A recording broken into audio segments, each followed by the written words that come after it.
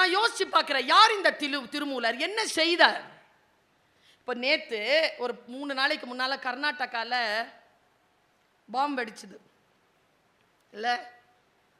இப்போ செய்தி என்னன்னா, ஒரு ஆள் முகமூடி போட்டுக்கிட்டு கண்டுபிடிச்சிருக்காங்க. அது யார்கிட்ட தெரியுமா கொடுக்க போறாங்க? உள்ள இருக்கிற முகத்தை அந்த மூக்கு துவாரத்தில் இருக்கக்கூடிய அந்த மில்லிமீட்டருக்கான அளவை கூட வரைஞ்சி கொடுக்கறதுக்கு ஏஏஐ கிட்ட கொடுத்துருக்காங்க அந்த மூஞ்சிய. அது இப்போ திரை கிழிச்சு நம்ம காட்ட போகுது உள்ள யார் இருக்கான்னு. தோல் உரித்து உள்ளே இருக்கின்ற முகத்தை கொண்டு வருகின்ற விஞ்ஞானம் இன்னைக்கு இருக்கே தவிர இன்னொரு உடலுக்குள் உயிர் செலுத்துகின்ற வித்தை இன்னைக்கு தெரிஞ்சுதா? திருமூலனுக்கு தெரிந்திருந்தது.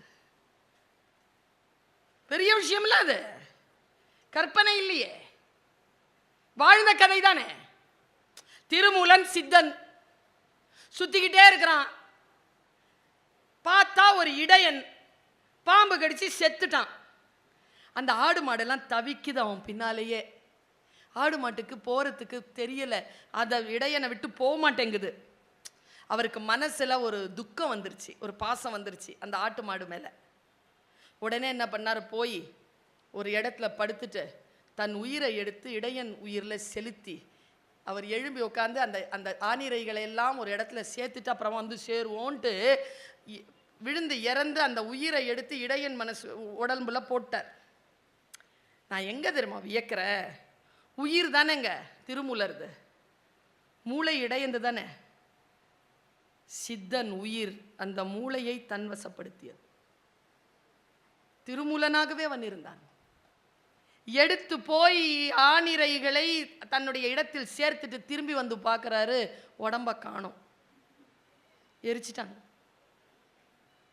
அந்த இடையன் உடலிலேயே இருந்து இந்த உலகத்தை நீத்தவர் திருமூலர். இப்படி ஒரு கதை பெரிய புராணத்தில் வருகிறது. நான் இப்படி நிறுத்துறேன்.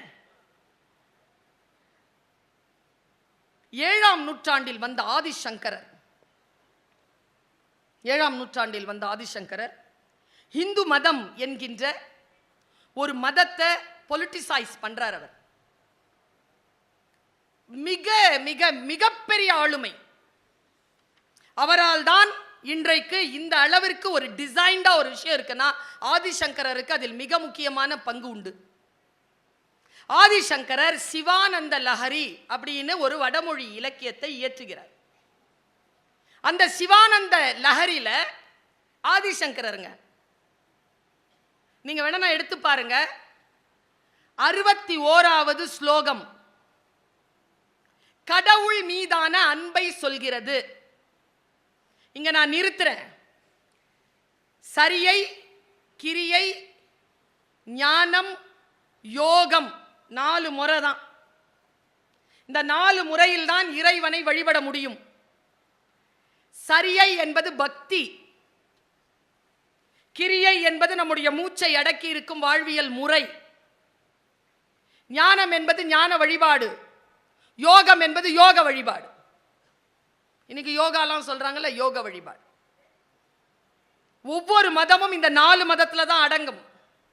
ஒன்று இன்னொன்றை ஏற்றுக்கொள்ளும், ஆனால் சிலது ஏற்றுக்கொள்ளாது. எனக்கு தெரிஞ்சு இஸ்லாத்துல பக்தி அப்படிங்கிற ஒரு சொல் இல்ல, சூஃபிசம்ல இருக்கு பக்திங்கிற ஒரு கான்செப்ட். ஒட்டுமொத்தமா இஸ்லாம் பார்த்தா சரணாகதி தான், பக்திக்கெல்லாம் அங்க இடம் கிடையாது. யூ சப்மிட் யுவர் செல்ஃப், அவ்வளவுதான், யூ ஒபே. ஆனா சரியை அப்படி இல்லை. சரியை கொஞ்சம். இப்போ கிருஷ்ண ஜெயந்தி அன்னைக்கு என்ன பண்றீங்க? என்னென்ன பண்றோம்ல, இது பக்தி. பிள்ளையார் சதுர்த்தி அன்னைக்கு பிள்ளையார, அவரு கிரிக்கெட் ஆடுறாரு, அவர் பேட்ஸ்மேனா இருக்கிறாரு, எப்படி வேணும் அவனா. கிருஷ்ணன் சின்ன குழந்தை, இளைஞன், முதியவன், குரு. இது பக்தியால வர்றது. நீங்கள் உங்களுடைய வாழ்க்கையில் இறைவனை ஒன்று கலந்து உணர்வது இருக்குல்ல, அந்த ஒன்று கலந்து உணர்ந்து அவனோடு கொஞ்சி விளையாடுவது, அவனோடே கிடப்பது, அவனையே அணைத்துக் கொள்வது, இது எல்லாம் பக்தியினுடைய உன்னதம். இப்போ இந்த பக்தியை, இந்த கடவுள் பக்தியை ஆதிசங்கரர் எப்படி வேணாலும் சொல்லி இருக்கலாம். ஆதிசங்கரருக்கு தெரியாதா? உதாரணமாக எடுத்து சொல்றார். இப்போ சார் சொன்னாரு, உங்க ஊருக்கு உங்க கம்பெனிக்கு ஒரு அம்மா வந்தாங்க, பர்வீன் சுல்தானா மாதிரி பேச்சாற்றலோடு வரும். வந்துட்டாங்களா? எத்தனை வருஷமா? இன்னும் முயற்சியில் தான் இருக்காங்க. ஏன் தெரியுமா முயற்சியில் இருக்காங்க? என்ன மாதிரி வரணுங்கிறதுனால முயற்சியில் இருக்காங்க. அவங்கள மாதிரி வரணும்னு முடிவு பண்ணியிருந்தாங்கன்னா என்னைக்கோ வந்திருப்பாங்க. தன்னை எக்ஸாம்பிளா நிறுத்துறதுங்க, தன்னை முன்னிறுத்திக் கொள்வது. தன்னை யார் ஒருவர் முன்னிறுத்திக் கொள்கிறார்களோ அவர்கள் தான் அடுத்தவர்களால் உதாரண புருஷர்களாக சுட்டப்படுகிறார்கள். இதைத்தான் நான் ஊர் முழுக்க சொல்றேன். சிகரம் என்பது யாரோ ஒருவருடைய உயரம் அல்ல, அது நம் உயரம். எவன் ஒருவன் தன் உயரத்தை தொட்டானோ அவன் தான் சிகரம் தொட்ட மனிதனை தவிர அடுத்தவன் தொட்ட சிகரத்தை தொட்டவன் சிகரம் தொட்டவன் கிடையாது. நான் ஒரு மனிதரை சொல்லுகிறேன், இவரை போல் கடவுள் மீது அன்பு கொண்டு ஒரு விஷயத்தை செய்யவே முடியாதுங்க. என்ன கேட்டா இளமை துறக்கலாம், பிள்ளைய கூட வெட்டலாம். பிள்ளைய வெட்டினவங்க தானே, வரலாறு இருக்கே நமக்கு. இப்ராஹிம் அலைஹிஸ்ஸலாம் கொண்டு போய் விட்டார்ல, பக்ரீத் இன்னைக்கும் வெட்டுறோமே. ஆபிரகாம் இசாக் ஐசக்கை கொண்டு போனாருன்னு அவங்க சொல்றாங்க, இல்ல இஸ்மவேலை கொண்டு போனாங்கன்னு இவங்க சொல்றாங்க.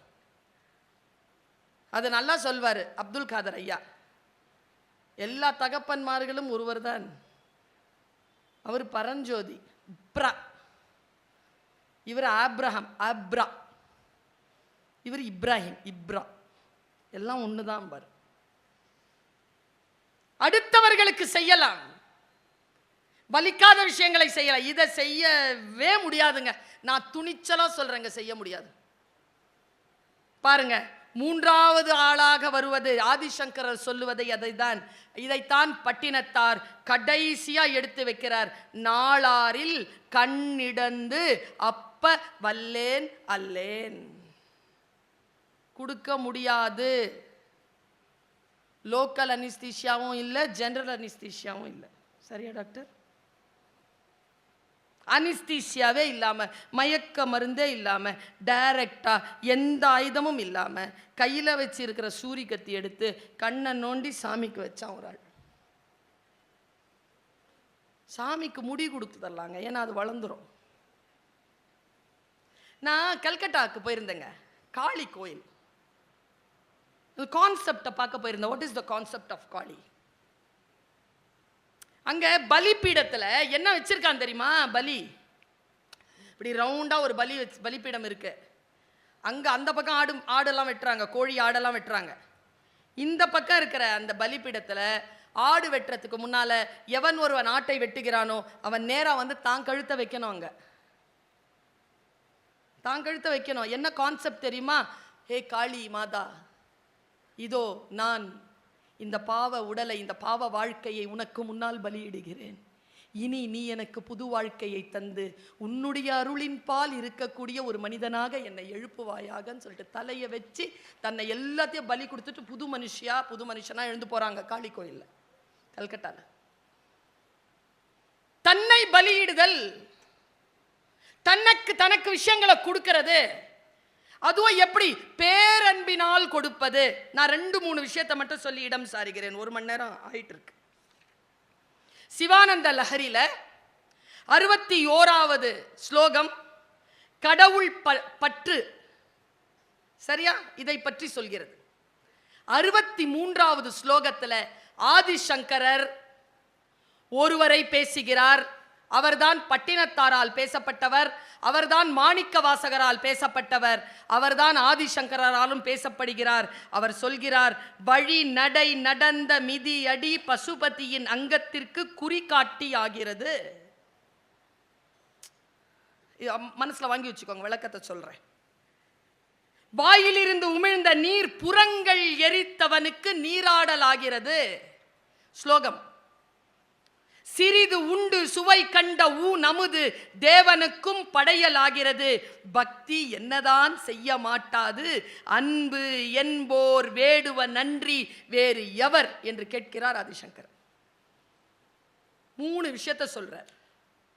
அன்புனாலே அவன் இந்த வேடுவன் தான். வேற யாரும் அன்புங்கிற சொல்லுக்கு ஈக்குவலா உலகத்திலே யாருமே கிடையாது. எந்த தாயும் கிடையாது, எந்த தந்தையும் கிடையாது, எந்த மகனும் கிடையாது, எந்த மகளும் கிடையாது, எந்த நண்பனும் தோழனும் காதலனும் காதலியும் கிடையாது. அன்பு என்றால் ஈக்குவல் டு வேடுவன். அந்த வேடுவனின் பெயர் திண்ணப்பன். அவன் கண்ணை அப்பியதனால் கண்ணப்பன். என்ன செஞ்சான்னு சொன்னா நடுங்கி போயிடுவோம் நாம.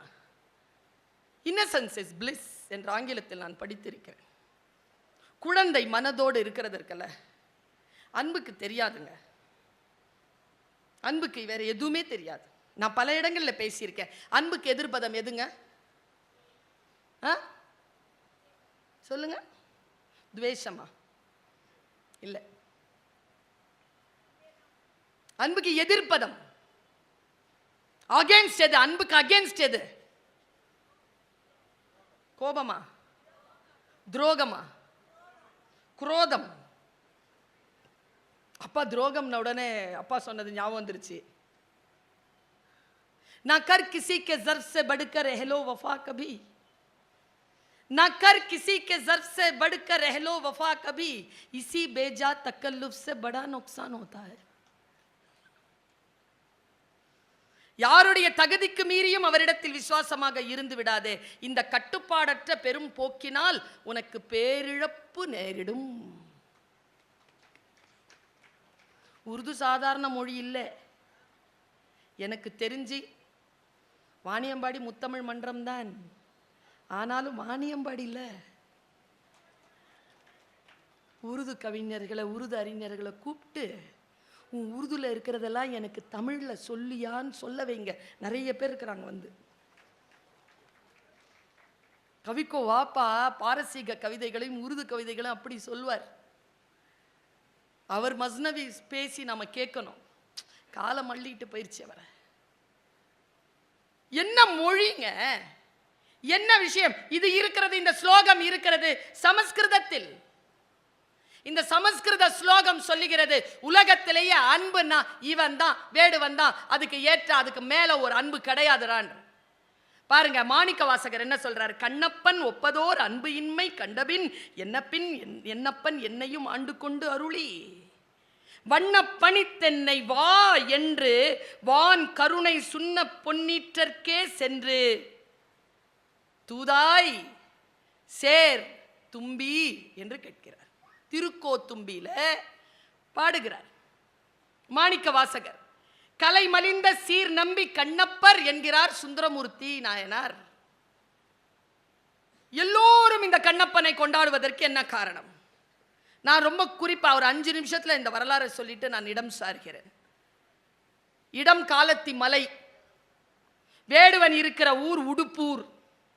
ஒரு பேச்சு பேசிட்டோம்னா அது அந்த தகவல் இருக்கணும்ல கையில. நிறைய பெண்கள் வந்திருக்கிறீங்க, நிறைய இளைஞர்கள் வந்திருக்கிறீங்க. உடுப்பூர்ப்பா திண்ணப்பனுடைய ஊர். அவருக்கு திண்ணப்பன்னு பேர் வச்சாங்க. அம்மா பேரு தவதத்தையார், அப்பா நாகன். 2 பேர். அவங்களுக்கு குழந்தை பிறந்தா திண்ணனார்னு பேர் வச்சாங்க. சரியா? அவருக்கு 2 ஃப்ரெண்டு இருந்தாங்க. ஒருத்தன் பேர் நாணன், ஒருத்தன் பேர் காடன். அந்த ஊர்ல அந்த உடுப்பூருக்கு பக்கத்துல, அந்த மலை காலத்தி மலைக்கு பக்கத்துல பொன்முகலி அப்படின்னு ஒரு ஆறு இருந்துச்சு. இது எல்லாம் சேக்கிழார் நமக்கு தருகின்ற தரவு, டேட்டா. இது நடந்தது அப்படிங்கிறதுக்கான டேட்டா. பொன்முகலி ஆறு, உடுப்பூர் ஊர், திருக்காலத்தி மலை. முடிந்தால் ராபி சேது பிள்ளை அவர்கள் கங்கை வேடனும் காலத்தி வேடனும்னு ஒரு கட்டுரை எழுதியிருக்கார். முடிஞ்சா அதை படிச்சிருங்க. ராமாயணத்திற்கு ஒரு கங்கை வேடன் குகன், பெரிய புராணத்தில் ஒரு காலத்தி வேடன் திண்ணன். 2 பேரும் அப்படி பயணம் பண்ணுவாங்க. எனக்கு தெரிஞ்சு குகன் கூட அன்புதான், இல்லைன்னு சொல்ல முடியாது, அது வேற. இந்த அன்பெல்லாம் டெரர். பக்கத்திலே வர முடியாது யாரும். ஆறம் அங்க இருக்கும். திண்ணப்பனை பத்தி பேசினா திண்ணப்பனுடைய ஆறம் அங்க இருக்கும். கிட்ட கூட நெருங்க முடியாது திண்ணப்பனை. அவன் ஒரு வேடுவன். 16 வயசு ஆகுது அவனுக்கு. முதலில் கன்னி வேட்டைக்கு புறப்படுறான். நீங்க அந்த பெரிய புராணத்தை படிச்சு பாருங்க. கரடி, சிங்கம், புலி எல்லாம் நடுங்கி செத்துச்சான். நடுங்கி செத்துச்சான் அவனுடைய அம்புல. கடைசியா என்ன பண்றான், ஒரு நாள் அன்னைக்கு கன்னி வேட்டை. நல்லா தெரிஞ்சுக்கோங்க, 6 நாள் தான் இது நடந்தது. அதான் நாளாரில் அப்படின்னு சொல்வார் பட்டினத்தார். கண்ணிடந்த அப்ப வல்லேன் அல்லேன். இதுல 16 வயசு எல்லாத்தையும் அடிச்சு வீழ்த்திக்கிட்டே வந்த ஒரு கொழுத்த பன்றி எடுத்தான். பன்றி எடுத்துட்டு அடிச்சிட்டான். அந்த பன்றி எடுத்துட்டு சொல்றான், இங்கே சுட்டு சாப்பிட்டு போவோம்டா. வேட்டைக்கு போறவங்க அங்களே சுட்டு சாப்பிடுவாங்க. அங்கனே சுட்டு சாப்பிடணும்னா தின்னப்பர் கேட்கிறார், தண்ணிக்கு எங்கடா போறது? இதோ இந்த காலத்தி மலைக்கு பின்னால பொன்முகலி யாரு இருக்கு, அந்த பக்கம் போயிடுவோம். ஆனா மலை ஏறி இறங்கணுமே, பரவாயில்லையா, குடுமிநாதரை பார்த்துட்டு போயிடுவோம். அங்க குடுமிநாதர்னு ஒரு சாமி இருக்குது, அது குலச்சாமி. சரி பார்த்துட்டு, ஒன்னல சிவன் தான், அதான் குடுமிநாதன், பார்த்துட்டு போயிடுவோம். சரின்னு ஏறுறாங்க. ஏறும்போது அந்த அன்பு அவரை பற்றி கொள்ளுதுங்க. குடுமிநாதரை பார்த்துட்டு போலான உடனே மனசுல மொட்டு மலர்ந்துருச்சு. அந்த வாசனையிலேயே ஏறுறார். ஏறி போய் பார்த்தா பேரன்பு வந்துருச்சு அவருக்கு. பேரன்பின் பெருவாகத்திலே அதை போய் அப்படியே கட்டி பிடிச்சிக்கிறார். அங்க பார்த்தா சிவகோசரியார்னு ஒருத்தர் வந்து அங்க நிறைய பூஜைலாம் பண்ணிட்டு போறார். பூ இருக்கு, அப்புறமா திருமஞ்சனம் நடந்திருக்கு, எல்லாம் பார்க்குறேன். இதெல்லாம் நாமளே செய்வோமே. அன்னிலேருந்து வீட்டுக்கு போகலைங்க ஆளு. ராத்திரிலாம் காத்து இருக்கிறது, காலையில் வேட்டைக்கு போகிறது. இவர் வேட்டைக்கு போகும்போது இவர் வந்துடுவார், சிவகோசரியார் வந்துடுவார். இவர் வந்து சேருவார்ல, என்ன வேட்டைக்கு கொண்டு வந்தாரோ அந்த வேட்டைக்கான அந்த பன்றி இறைச்சியை சுட்டு, சொல்றதுக்கு பதறுது எனக்கு. முகல் யாரா அங்க இருக்குது, வேடுவன், அவருக்கு ஒன்றும் தெரியாது. சாமிக்கு அபிஷேகம் பண்ணணும். முகலியார்லேருந்து வாயில் எடுத்து பாரு தண்ணி, நிறைய பூக்கள் அது இதுன்னு இருக்கும்ல, அதெல்லாம் எடுத்து தலையை சொருக்கி பாரு.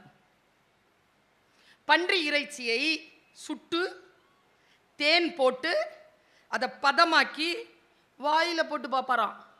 டேஸ்டாக இருந்தால் மட்டும்தான் எடுத்து வைப்பார், டேஸ்டாக இல்லாததை போட்டுருவார். நல்லா தெரிஞ்சுக்கோங்க, எல்லாருக்கும் ருசி எங்கே இருக்குன்னு நினைக்கிறீங்க? நாக்கலையா? இங்கே இருக்கு. நாக்கில் ருசி பார்த்து துப்பிருங்க பாப்போம். நாக்கில் ருசி வந்த பிறகும் எடுத்து கொடுப்பவள் தாய் மட்டும்தான், வேற யாராலையும் கொடுத்துட முடியாது. அதை ஜெயிக்கிறான். தொன்னையில் எடுத்துட்டார், இலையில் அதை எடுத்துட்டார். தலையில் பூ, வாயில் தண்ணி. நேராக வந்து சிவகோசரியார் பண்ண எல்லாத்தையும் காலால் எட்டி ஒழிச்சிட்டு, என்னடா இது நான்சென்ஸ், யார் இதெல்லாம் பண்ணது? முதல்ல தலையில் இருக்கிற வாயில் இருக்கிற தண்ணியை முதல்ல அபிஷேகம், உமிழ்தல். அப்புறம் தலையில் இருக்கிற பூவை போட்டுட்டு இந்த கறி எடுத்து கொடுக்குறது, இதுதான் வேலையே. இவர் வேட்டைக்கு போகும்போது சிவகோசரியார் வந்து அழுவுறார். யாரா இது அபசாரம் பண்ணி வைக்கிறது? நான் பாட்டுக்கு சைவ கடவுளை அவரை பார்த்துட்டு இருக்கும்போது யாரோ அசைவம் சாப்பிட வந்துட்டானே. பிடிக்கல சிவகோசரியாருக்கு. சிவகோசரியார் கம்ப்ளைண்ட் பண்றார். நான் இன்னைக்கு இந்த உண்மையை சொல்றேன், நான் இறைவன் கிட்ட கம்ப்ளைண்ட் பண்றதில்லை, பண்ணக்கூடாது. கேட்டுருச்சுன்னு வச்சுக்கோங்க, அப்புறமா நாம அவங்களுக்காக துவா செய்யணும். மறுபடியும் ஐயோ நான் இப்படி செய்ய சொல்லி நீ ஏன் இப்படி செஞ்சுட்டேன்னு அவங்ககிட்ட விட்டுறணும். நீ பார்த்துக்க, நாம செய்யவே கூடாது. சிவகோசரியார் கம்ப்ளைண்ட் பண்ற. என்ன கம்ப்ளைண்ட்? என்ன யாரோ வந்து அபச்சாரம் பண்றா, என்ன பண்றது, எனக்கு இதுல உடன்பாடு இல்லை, நீங்க பார்த்துக்கோங்க, இது சரியா இல்லை அப்படின்னு உடனே சிவன் சொன்னானாம். சேக்கிழார் இப்படி எழுதுகிறார், அவனுடைய வடிவெல்லாம் நம்மிடத்தில் கொண்ட அன்பு, அவனுடைய அறிவெல்லாம் நம்மை அறிவும் அறிவு, அவனுடைய செயலெல்லாம் நமக்கு இனியன, இதை உமக்கே நாளை காட்டுவோம். அவன் வடிவு அன்பு அது நான் தான், அவன் அறிவெல்லாம் எந்துதான், அவன் செயலெல்லாம் நான் தான். என்னோட அவன் கலந்துருக்காங்கிறது உனக்கு நான் நாளைக்கு காட்டுறேன் வா. அடுத்த நாள் தலைவர் போறார். போய் சாமிக்கு எல்லாத்தையும் அது துப்பிட்டார், எல்லாம் பண்ணிட்டார். பண்ணிட்டு இப்படி பார்க்குறார், கண்ணிலேருந்து ரத்தம் வருது. ரத்தம் வருதா? கிட்ட போய் பார்த்தா ரத்தம் வருது. ஐயோ, என் காலத்தினாதனுக்கு ரத்தம் வருது, என்ன பண்றதுன்னு யோசிச்சா அவங்க அம்மா சொன்னது, அவங்க பாட்டி சொன்ன பழங்குடி சொல் ஞாபகம் வருது. ஊனுக்கு ஊன், ஊனுக்கு ஊன், கண்ணுக்கு கண், பல்லுக்கு பல். கண்ணுக்கு கண் தான், யோசிக்கவே இல்லைங்க. சூரிய எடுத்தான், கண்ணில் எடுத்தா அப்பிட்டான். இதை பின்னால இருந்து சிவகோசரியார் பார்த்துட்டு இருக்கார். அவர் நெய்வேத்தியம் பண்ணாரே தவிர அவரால் கண்ணெடுத்து அப்ப முடியுமா? எடுத்து அப்பிட்டார். அது அழகா எழுதுவார். வலத்திரு கண்ணால் அங்கு அப்பிய வள்ளலார் தம் பெருமையினை பின்னும் காட்ட. எடுத்து அப்பிய வள்ளல். நல்லா தெரிஞ்சுக்கோங்க, இவங்க எல்லாம் வள்ளல் பெருமான் சொல்றோம்ல, இந்த இந்த மன்றத்துக்கு அள்ளி கொடுக்கறவங்க. அவங்களோட பணக்காரங்க இங்க இல்லையா? அள்ளி கொடுக்கறவங்க இல்ல, வள்ளல்கள். நான் இன்னைக்கு பதிவு செஞ்சுட்டு போறேன். வலிக்க வலிக்க எவன் கிள்ளி கொடுக்கறானோ அவன் தான் வள்ளல். கொடுத்தா வலிக்கணும், அவ்வளோ கொடுக்கணும். வலிக்க வலிக்க கொடுங்க. திண்ணப்பன் வலிக்க வலிக்க கொடுத்துட்டாங்க. பின்னும் காட்ட. ஃபர்ஸ்ட் செஞ்சிருவோம், ஃபர்ஸ்டா வந்துருவோம். ஃபர்ஸ்டே வந்துட்டு இருக்க முடியுமா? ஒரு நாள் விருந்து வச்சிருவீங்க, விருந்தே வச்சுட்டு இருக்க முடியுமா? அவன் பாருங்க நின்றுடுச்சிங்க, வலி கண்ணுல இருந்து.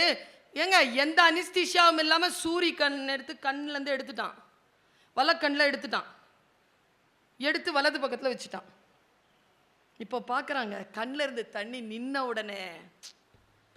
ஆனால் கண் எடுத்து வைக்கிறதுக்கு முன்னால் பச்சில கிச்சில எல்லாம் ட்ரை பண்ணான், நிற்கலை. அப்புறமா தான் எடுத்த. அப்புறம்